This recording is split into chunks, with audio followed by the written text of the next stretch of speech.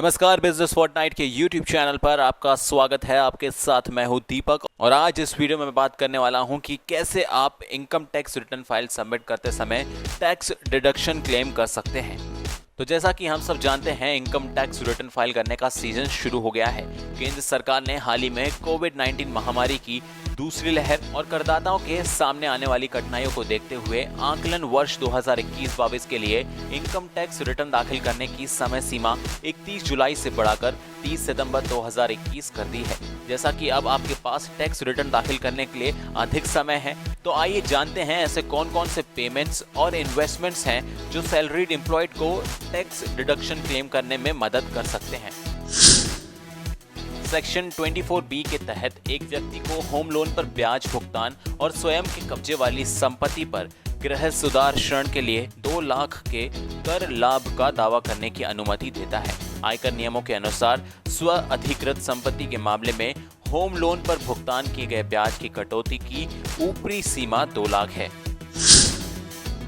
Income tax act 1961 की धारा 80C हम सबको life insurance premium, provident fund, कुछ इक्विटी शेयरों की सदस्यता, राष्ट्रीय बचत प्रमाण पत्र, आवास ऋण पर भुगतान मूलधन और 2 बच्चों के शिक्षण शुल्क के लिए किए गए भुगतान में 1.5 लाख तक की कटौती का दावा करने की अनुमति देती है।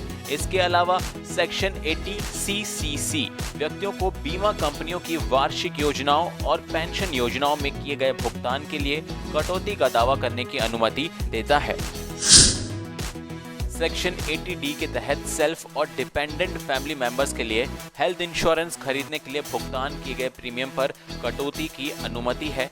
इंडिविजुअल हस्बैंड या फिर वाइफ या फिर डिपेंडेंट मेंबर्स के लिए 25,000 रुपए की कटौती का दावा किया जा सकता है। वहीं ये वरिष्ठ नागरिकों के मामले में 50,000 रुपए तक जाता है, जबकि प्रिवेंटिव हेल्थ चेकअप के लिए केवल 5,000 की कटौती की अनुमति है।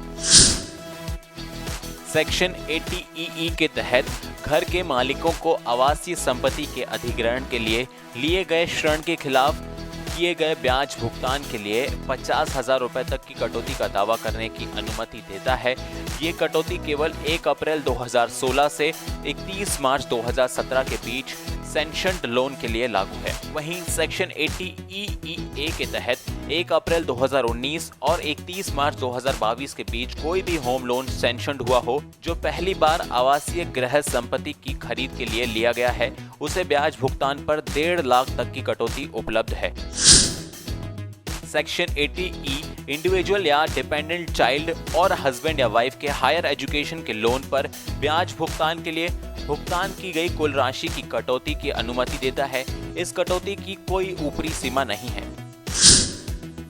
सेक्शन 80EEB इलेक्ट्रिक वाहन की खरीदी के लिए लोन के ब्याज भुगतान पर 1.5 लाख तक की कटौती का दावा करने की अनुमति देता है।